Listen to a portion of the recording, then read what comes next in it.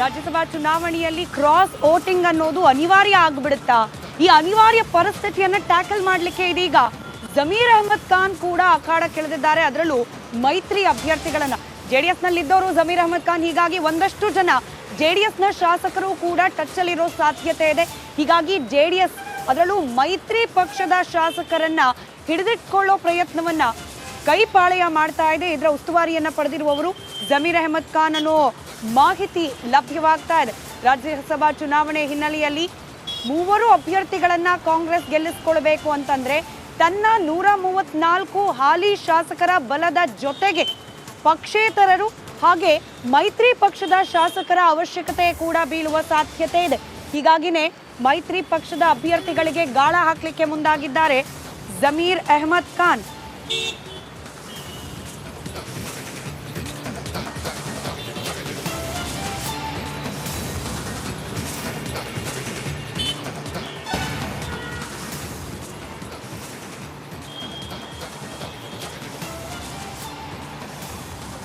ಜಮೀರ್ ಅಹಮದ್ ಖಾನ್ ಅವರ ಮೂಲಕ ಮೈತ್ರಿ ಪಾಳೆಯದ ಶಾಸಕರನ್ನ ಹಿಡಿದಿಟ್ಕೊಳ್ಳೋ ಪ್ರಯತ್ನವನ್ನ ಕೈಪಾಳೆಯ ಮಾಡ್ತಾ ಇದೆ ಅನ್ನೋ ಮಾಹಿತಿ ಲಭ್ಯವಾಗ್ತಾ ಇದೆ.